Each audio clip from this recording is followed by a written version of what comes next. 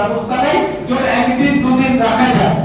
কিন্তু আমরা যদি সেরকম একটা বিল্ডিং করে তাহলে 10 দিন 15 দিন 20 দিন আমরা সেই মানুষটাকে রাখতে পারবো, তার ছেলে মেয়েরা এসে তার মা বাবাকে দেখতে পারবে। হেডলাইন নিবেদন করছে নিমরাহা জুয়েলার্স, তালিত গেট, জয়গুরু মার্কেট, পূর্ব বর্ধমান।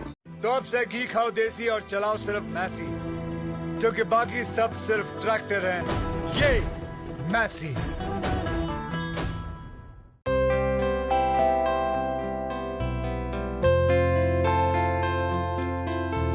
আনন্দ আবেশ ছড়ালো হিয়ায়, উৎসব এলো দ্বারে, ভালোবাসা তার সোহাগ ছড়ালো বাংলার প্রতি ঘরে।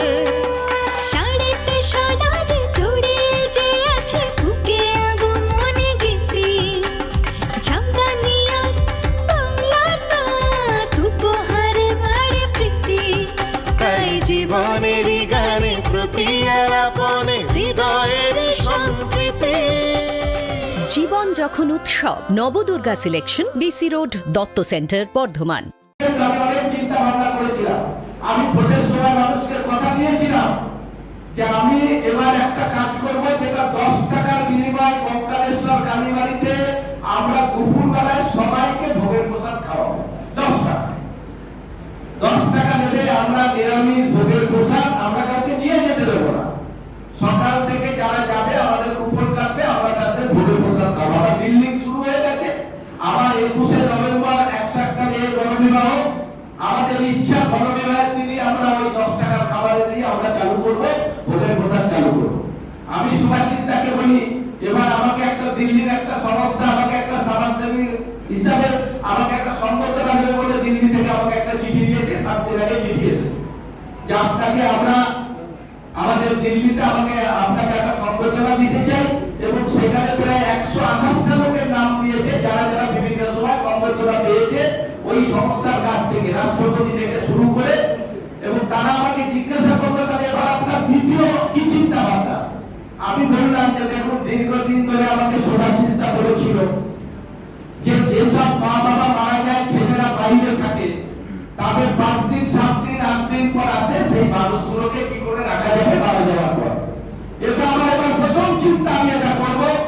আমি সুভাষিতাকে বলছি, সুভাষিতা অনেকদিন বলেছিল যে অর্থনৈতিকভাবে হেল্প করতে কখন আমি করবো, তুমি এই জিনিসটা করো। আর আমি দেখলাম এটা আমাদের খুব প্রয়োজন বর্তমানে, কারণ বহু মানুষ আছে, সে মানুষটা মারা গেল, তার ছেলেরা বিদেশে আছে, তার মা বাবাকে দেখবে, তার মা বাবাকে রেখে দেওয়ার জন্য মারা যাওয়ার পর রাখার সেইভাবে ব্যবস্থা নেই যে একদিন দুদিন রাখা যায়।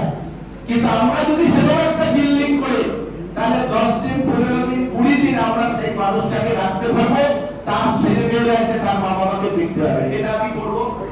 আর একটা আমি রক্তের ক্যাম্প, যেটা শিবশঙ্কর করেছে, খুব তাড়াতাড়ি আমি একটা রক্তের ক্যাম্প করবো, যেখানে রক্ত মানুষের থেকে দেওয়া হবে, যারা দেবে বিভিন্ন জায়গায় যারা ডোনেট করছে, এবং আমরা তাদের ফ্রিতে মানুষকে সেই রক্তটা আমরা দেবো। আমরা বিভিন্ন জায়গায় ক্যাম্প করবো, বিভিন্ন জায়গায় মানুষকে বলবো এখানে এসে রক্ত দান করো, সেটা যাতে মানুষকে দেওয়া যায়। এই দুটো প্রজেক্ট আমরা করবো, কারণ আমি মনে করি বহু মানুষ এখানে, আমি অনেক মানুষকে আমার মুখ চেনা আমি দেখছি, তারা সবসময় আমাদের পাশে থেকে সহযোগিতা করে। কাজ আমাদের করতে হবে, কাজ করলে মনে আনন্দ থাকে, শান্তি থাকে, সবাই বলে আমার রাতে ঘুম হয় না।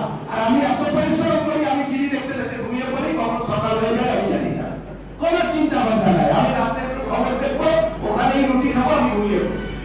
আমি কোনো চিন্তা করি না, কোনো টেনশন আমি নিই না। যা যেভাবে চলছে চলবে, কাজ মানুষের জন্য করার করতে হবে। বহু মানুষ আছেন তারা কাজ করার লোক পান না, তারা অর্থনৈতিক ভাবে হেল্প করতে চান, কিন্তু তারা লোক পান না যে কাকে আমি টাকাটা দেব, যে আমার টাকাটা নিয়ে সঠিক কাজ করবে, এই লোকটার খুব অভাব। তাই আমরা সেরকম একটা জায়গায় দাঁড়িয়ে আমরা চাই এ শহর আমাদের শহর, এ শহরে ভালো কাজ হোক, ভালো ভালো কাজ হোক, অসহায় মানুষরা তাদের পাশে দাঁড়িয়ে আমরা যদি সবাই একটু দাঁড়াই, তাহলে এই সমাজ ব্যবস্থার আমূল একটা পরিবর্তন আসবে। কোনো মানুষ একটা মানুষকে শুনতে পাই না যে বলে দাঁড়া আমি রক্ত পেলাম না, রক্তের জন্য আমার বাড়ির লোক মারা গেল, কি কেউ কাজ পেল না। এখন বাড়িতে এত কাজ যে কাজ ল্যাপস হয়ে যাচ্ছে, রক্ত দেওয়ার লোক নাই, মানে এত ক্যাম্প হওয়ার জন্য। এটা একটা সমাজের অত্যন্ত গুরুত্বপূর্ণ কাজ, কারণ টাকার বিনিময়ে রক্ত করা যায় না, রক্তটা আমাদের নিজের শরীর থেকেই তৈরি হবে আর সেটা মানুষকে দিতে হবে। তাই রক্ত একটা আমাদের সমাজে অত্যন্ত গুরুত্বপূর্ণ সামাজিক কাজ। আর লায়ন্স ক্লাব তো সারা বছর রক্তদান শিবির করছে, বিভিন্ন সময় আমি লায়ন্স ক্লাবের অনেক জায়গায় গেছি, তারা রক্তদান শিবির করছে। আমার যেটা মূল ব্যাপার, দেখুন আপনারা কাজ করছেন, আমরা চেষ্টা করি যারা কাজ করে তাদের পাশে দাঁড়াতে, তাদের একটু উৎসাহ দিতে এবং তাদের থেকে কাজের কিছু শিখতে। আমরা কিন্তু শিখেছি, আমি বিভিন্ন মানুষের সঙ্গে মেলামেশা করে আজকে বহু কিছু শিখেছি। যারা মানুষের জন্য কাজ করে সেটাও আমার মাথায় ঢুকেছে, তাহলে আমরা কেন পারবো না, আমরা কেন করবো না? এখানে সুব্রততা আছে। আমরা যে বৃদ্ধাশ্রমটা করেছি আপনারা জানেন, আমাকে এর আগে যখন ডিএম ছিলেন আমাদের সৌমিত্র ঘর, আমি একদিন তার চেম্বারে বলেছিলাম স্যার আমি একটা বৃদ্ধাশ্রম করবো।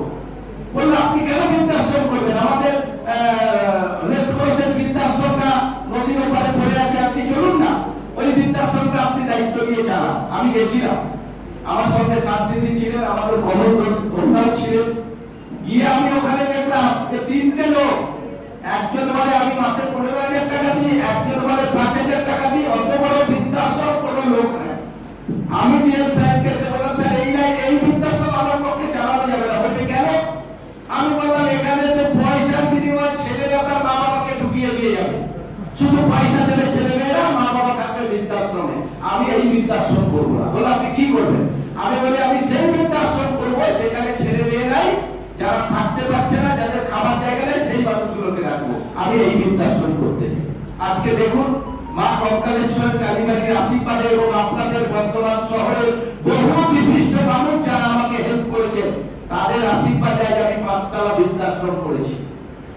17 এপ্রিল আমাদের বলিয়াকে মন্ত্রী উদ্বোধন করেছিলেন, উনি বক্তব্যে বলেছিলেন যে এই বৃদ্ধাশ্রমে কেউ যদি থাকতে চায় তাকে অনেক পুণ্য করে আসতে হবে। আমরা এমনই বৃদ্ধাশ্রম করেছি, এখানে হয়তো অনেকেই আমাদের সেই কাস্টের মেম্বারও আছেন, সুন্দরভাবে চলছে। এখন পর্যন্ত আমাদের 51 জন লোক আছে, আমাদের রাখার কথা 101 জন, এখন আমাদের ঘর করে আছে। কিন্তু আমাদের ব্যাপারটা অন্যরকম, আমরা বলেছি ছেলে মেয়ে না থাকলে দেবো, যার ছেলে মেয়ে নাই। কারণ ছেলে মেয়েকে আমরা উৎসাহ দিতে চাই না যে তুমি আমেরিকায় চাকরি করবে আর তোমার জন্মদাতা পিতামাতা এখানে লাইন্স ক্লাবে তোমার টাকার বিনিময়ে থাকবে, তুমি বলবে মাসে 30,000 লাগে, 40,000 লাগে, দেবো আমার মা বাবাকে রাখবো। আমরা সেই উৎসাহ করতে চাই না, আর আমি সেই বৃদ্ধাশ্রমও চাই না। আমরা চাই যাদের দেখার কেউ নাই, থাকার কেউ নাই, খাবার পরিস্থিতি নাই, তাদের রাখবে। আমি রাজনীতির সঙ্গে সঙ্গে আমার যেটা মূল কাজ, মানুষের সামাজিক, মানুষের অসহায় মানুষের পাশে দাঁড়িয়ে কি কাজ করা যায়, এটাই হচ্ছে আমার কাছে এখন সবথেকে গুরুত্বপূর্ণ কাজ। আপনারা দেখেছেন এখানে সুব্রতদা আছে, সুভাষিস দ্বারা আছে, যাদের সঙ্গে প্রতিদিনই একবার না একবার আমার ফোনে কথা হয়, আমাদের মালিক সাহেব আছে। আমি সব সময় চাই মানুষের পাশে থেকে কাজ করতে। আমি বিভিন্ন জায়গায় সামাজিক সংগঠনগুলো, বিভিন্ন রাজনীতির বাইরে যেসব মিটিং মিছিল হয়, যেখানে যারা প্রোগ্রাম করে, কর্মসূচি করে, আমি সবাইকেই বলি দেখো বাকি যে যা করছে করুক, বাকি নিয়ে কোনো ব্যাপার নেই।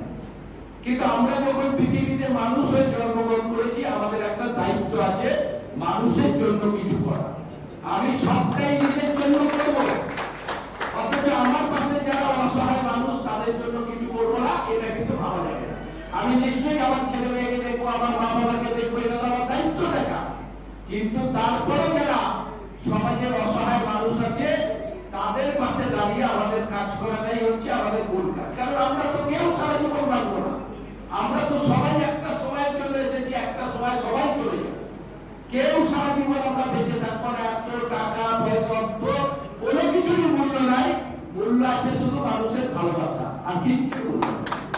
যারা ভালোবাসে, যারা মানুষের জন্য কাজ করে, এটা আমি নিজে করে দেখেছি।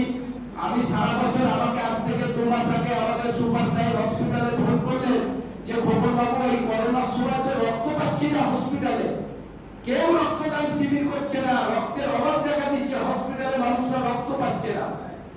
আমি সেদিন বললাম স্যার ঠিক আছে, আপনার কত রক্তের দরকার, আমি সব জায়গায় ক্যাম্প করার অর্ডার দিচ্ছি। আজকে 2 মাস ভাবে ধারাবাহিকভাবে আমরা রক্তদান শিবির করছি, কোথায় ক্লাবে, কোথায় কোনো সামাজিক সংগঠন, কোথায় রাজনীতি দলে। এখন নিজেই সুপার সাহেব বলে খোকন বাবু একটু দাঁড়ান, এত রক্ত হয়ে যাচ্ছে, আমরা রাখার জায়গা পাচ্ছি না। কারণ আমি মনে করি এই রক্ত, আমি একটা সময় দেখেছি আমি তো বাচ্চা থেকেই মানুষের কাজ করি, 14 বছর বয়স থেকে আমি রাজনীতি করি। আমি একটা সময় দেখতাম যে এক বোতল রক্তের জন্য, একটা রক্তের কার্ডের জন্য সারা বর্তমানে বহু মানুষকে ফোন করতাম, তারা একটা রক্তের কার্ড দেবেন, একটা মানুষের এক বোতল রক্তের দরকার। সেই সময় রক্তটা আমরা দিতে পারতাম না। আমি চোখের সামনে শুনেছি সেই মানুষগুলো বলতো, দাদা রক্তটা হলো না দেখে আমার বাড়ির লোকটা মারা গেল, সেই বাড়ির লোকটা অনাথ হয়ে গেল। কিন্তু আমার সবসময় একটা চিন্তা ভাবনা ছিল যে আমি যদি কোনোদিন একটু ক্ষমতার মাঝে আসি, তাহলে কিন্তু আমি এগুলো চেষ্টা করবো আমার দ্বারা যতটুকু সম্ভব। সব তো আর করা যায় না, যতটুকু আমার দ্বারা হবে করবো। আমি সেই মতো আমি হসপিটাল, আমাদের শিবশঙ্কর সেবা সদন, এই তো আমাদের আবার 18 তারিখে উদ্বোধন হচ্ছে, আমাদের কবিতার রক্তের নেওয়ার সেন্টার আবার আমাদের কেন্দ্রিতে চালু হচ্ছে। কলকাতার দম বিরিয়ানি, কোনো কথা হবে না। পছন্দের মেনু সবার আলাদা হলেও পছন্দের চাল কিন্তু সবার একটাই, লাল বাবা রাইস। একদম স্বাদ ও স্বাস্থ্য একসাথে পাবেন শুধুমাত্র লাল বাবাতে। Bright academy and English medium co-educational school. এখানে 2.5 থেকে 3 বছর বয়সে প্রি নার্সারি ক্লাসে ভর্তি নেওয়া হয়। বাচ্চাদের হাত ধরে লেখানো এবং অত্যাধুনিক পদ্ধতির মাধ্যমে তাদের শিক্ষাদানের ব্যবস্থা আছে। আমাদের এখানে ছোট থেকে বড় সব বাচ্চাদেরই পড়াশোনার পাশাপাশি computer, drawing, indoor games, outdoor games, sports, সব বিষয়ে পারদর্শী করে তোলার চেষ্টা করা হয়। Take care and be proud of your child. ঠিকানা আলমগঞ্জ, কল্পতরু মাঠের সন্নিকট। Branch Shyambazar, Sarbamangalapara. Phone number 0342263466 অথবা 7476938378। কলকাতার অভিজ্ঞ কারিগর দ্বারা ডাক্তারবাবুদের প্রেসক্রিপশন অনুযায়ী এখানে নামি দামি কোম্পানির চশমার ফ্রেম এবং পাওয়ার গ্লাস পাওয়া যায়। সারা বছরের জন্য পাওয়ার চশমার উপর 20% ছাড় পাওয়া যাচ্ছে। পূর্ণজ্যোতি চশমার দোকান, ঘোষবাগান, বর্ধমান। যোগাযোগ 9434545956 অথবা 9332100209।